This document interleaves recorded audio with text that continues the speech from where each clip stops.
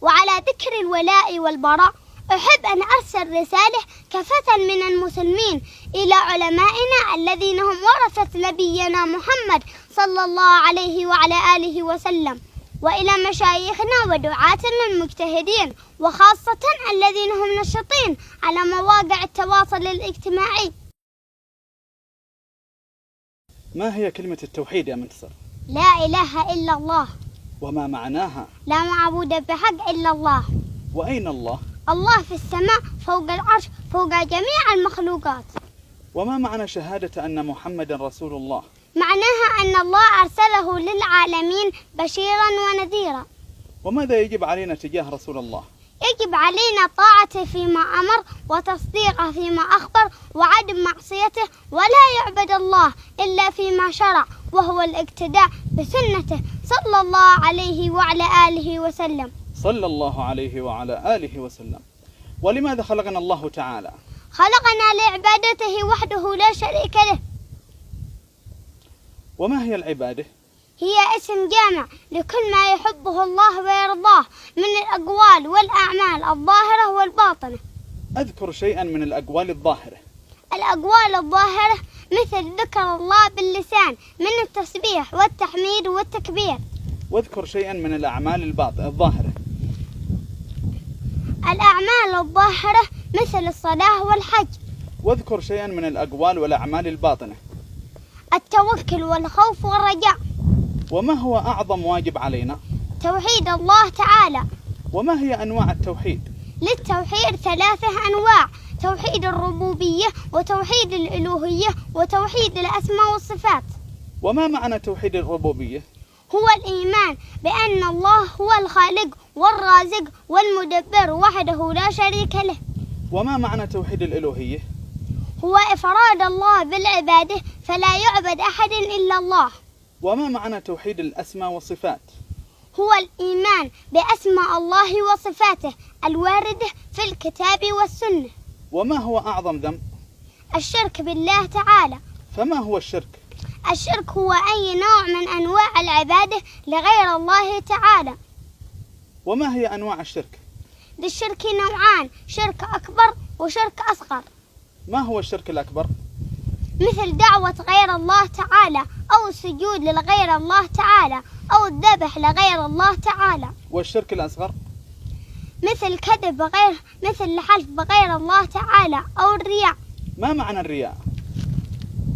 كأن يصلي الرجل فيعلم أن هناك من ينظر إليه فيحسن صلاته رياء. وهل يعلم الغيب أحد غير الله؟ لا يعلم الغيب إلا الله وحده. وما هو تعريف القرآن؟ هو كلام الله تعالى وليس بمخلوق. وما دليلك أن القرآن كلام الله؟ قال الله تعالى: وإن أحد من المشركين استجارك فأجره حتى يسمع كلام الله. أحسنت، بارك الله فيك. ما هي السنة يا منتصر؟ هي كل قول أو فعل لرسول الله صلى الله عليه وعلى آله وسلم. وما هي البدعة؟ البدعة هي كل ما أحدثه الناس في الدين ولم يكن على عهد النبي صلى الله عليه وعلى آله وسلم وأصحابه. وما هو واجب الأمر بالمعروف والنهي عن المنكر؟ المعروف هو الأمر بكل طاعة لله عز وجل، والمنكر هو النهي عن كل معصية لله عز وجل. وهل يقبل الله غير الإسلام دينا؟ لا يقبل الله غير الإسلام دينا. أحسنت. ما هي كيفية الكفر؟ للكفر 3 كيفيات: كفرا بالقول وكفرا بالعمل وكفرا بالاعتقاد. أعطني مثال للكفر بالقول. مثل سب الله سبحانه أو رسوله صلى الله عليه وعلى آله وسلم.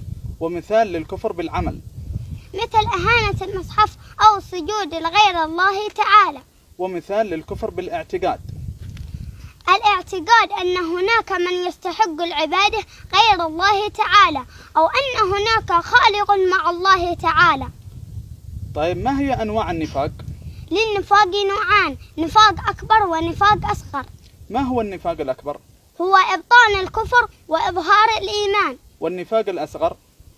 مثل الكذب وإخلاف الوعد وخيانة الأمانة. ما هي دار المؤمنين؟ الجنة. ودار الكافرين؟ النار. هل الإيمان قول وعمل؟ الإيمان قول وعمل واعتقاد. وهل الإيمان يزيد وينقص؟ نعم، الإيمان يزيد ينقص بالمعصية. وما هو الإحسان؟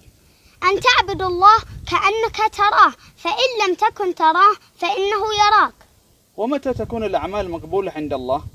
بشرطين: إذا كانت خالصة لوجه الله تعالى، وإذا كانت على سنة النبي محمد صلى الله عليه وعلى آله وسلم. صلى الله عليه وعلى آله وسلم. وما هو التوكل على الله؟ هو الاعتماد على الله تعالى في جلب المنافع ودفع المضار مع الأخذ بالأسباب. أذكر عقيدة الولاء والبراء. الولاء هو محبة المؤمنين ونصرتهم، والبراء هو بغض الكافرين ومن يعادي المؤمنين. وعلى ذكر الولاء والبراء أحب أن أرسل رسالة كافة من المسلمين إلى علمائنا الذين هم ورثة نبينا محمد صلى الله عليه وعلى آله وسلم، وإلى مشايخنا ودعاتنا المجتهدين، وخاصة الذين هم نشطين على مواقع التواصل الاجتماعي. السلام عليكم ورحمة الله وبركاته. حفظكم الله وجزاكم الله عنا خير الجزاء. إن الوضع الذي نعيشه اليوم يحتاج إلى تكثيف الدروس حول عقيدة الولاء والبراء، فإن دروسكم عن عقيدة الولاء والبراء التي قبل عقد أو عقدين من الزمن ليست رائجة في وقتنا الحالي، وأن إعادتكم اليوم لهذه الدروس في ظل ذروة التواصل الاجتماعي هي بمثابة تحريك مياه الإسلام الراكدة التي تشكلت في قلوبنا نحن عامة المسلمين. وأرجو من المشاهدين الكرام أن يشاركوا المقطع حتى تصل رسالته إلى علمائنا. وحفظكم الله جميعا أئمة وأمة.